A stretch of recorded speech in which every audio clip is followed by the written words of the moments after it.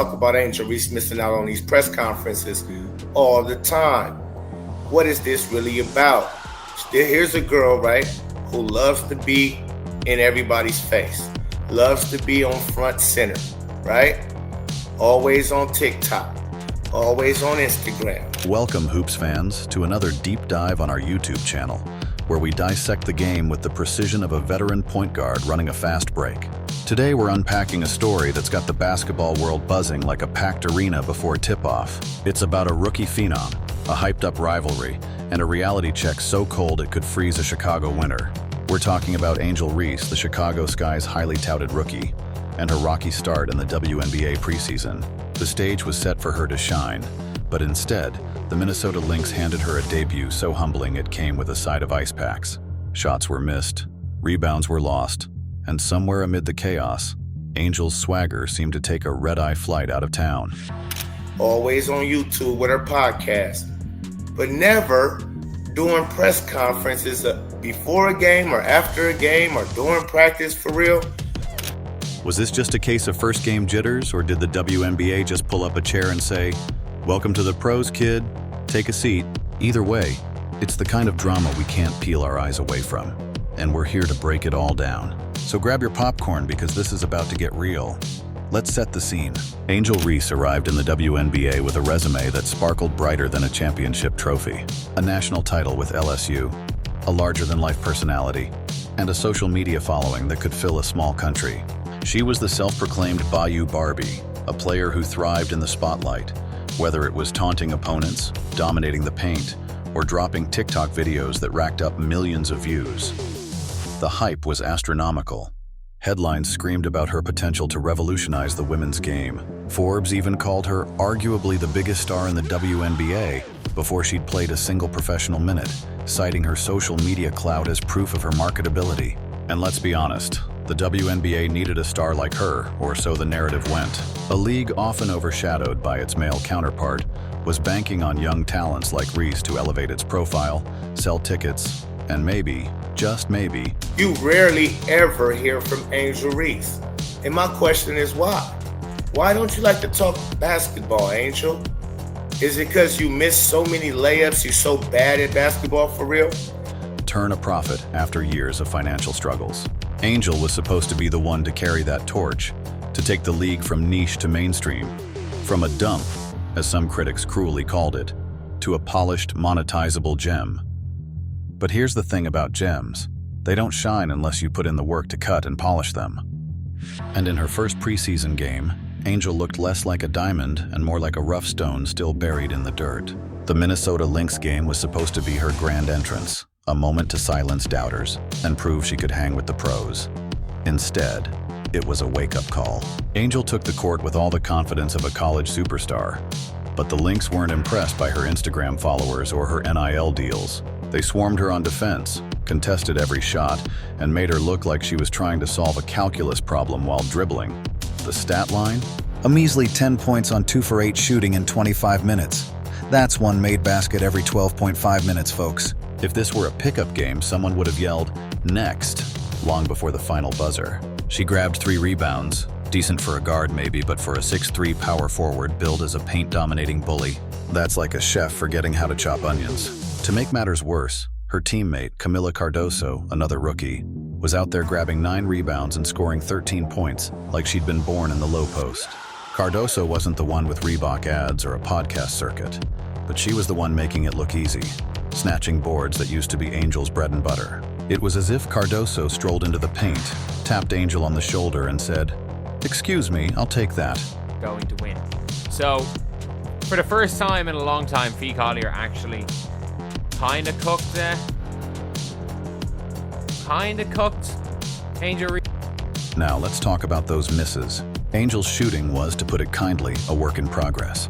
Layups that she used to convert with ease at LSU were clanking off the rim like they were allergic to the net. Her jumpers? Let's just say they had a better chance of hitting the shot clock than the basket. On our YouTube channel, we love a good highlight reel, but Angels from that game would have been a blooper montage. Fans on X were ruthless, posting clips of her airballs with captions like, "Is this the future of the WNBA?" and Angel Reese shooting bricks like she's building a house. Ouch. But it wasn't just the misses that raised eyebrows. It was her body language. In college, Angel was the queen of swagger, all smirks and trash talk, owning the court like it was her personal runway.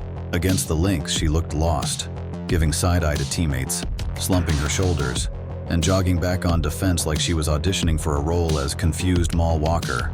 The energy was off, and the WNBA's veterans noticed. They don't care about your TikTok dances or your magazine covers. They care about whether you can box out, hit an open shot, and not foul out by halftime. Angel was learning that lesson the hard way. Speaking of fouls, let's not gloss over the fact that Angel's D.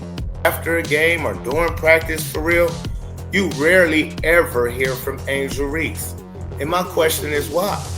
Why don't you like to talk basketball, Angel? Is it because you miss so many layups, Now, let's zoom out for a second and talk about the bigger picture. Angel Reese isn't just any rookie. She's a cultural phenomenon, a player who's been marketed as the face of the WNBA's next generation. Her rivalry with Caitlin Clark, the Indiana Fever's sharpshooting sensation, was supposed to be the storyline of the decade. In college, their matchups were must-watch TV, with Angel's LSU squad edging out Clark's Iowa team in the 2023 NCAA championship. The trash talk, the taunts, the drama, it was electric. Fans picked sides, media outlets ran with it, and the hype carried over to the pros. But here's the problem. While Angel was struggling to find her footing, Caitlin Clark was out here playing like she'd been in the WNBA for a decade. In her preseason debut, Clark dropped dimes, drained threes from the logo, and ran the Fever's offense like she was conducting a symphony. Her team put up 108 points in a rout that was over by the third quarter. Clark's stat line was a thing of beauty. Points, assists, steals, and a basketball IQ that made defenders look like they were chasing a ghost. Wait a minute, correct me if I'm wrong here. I thought Angel Reese was responsible for elevating the WNBA dump. I thought Angel Reese was responsible for... She was smiling too, like someone who knew she was rewriting the script in real time. Contrast that with Angel, who was still trying to figure out if her role was paint bully or enthusiastic bench cheerleader. The gap was glaring. Clark was orchestrating pick and rolls with the precision of a seasoned vet, while Angel was missing bunnies and looking baffled when Cardoso snagged rebounds she thought were hers by divine right. On our YouTube channel, we posted a poll asking, who's having the better WNBA transition, Caitlin Clark or Angel Reese? The results? Clark was winning 78% to 22%, and the comment section was a war zone. One fan wrote, Caitlin is playing chess and Angel is still learning checkers. Another said, Angel's out here acting like social media followers make shots. The internet is undefeated, folks. But it's not just the fans piling on. The media's been relentless, too. A headline from a major sports outlet read, Caitlin Clark shines. Angel Reese struggles in WNBA preseason. Another called Cardoso the Sky's surprise star, which is a polite way of saying, Angel, what's good?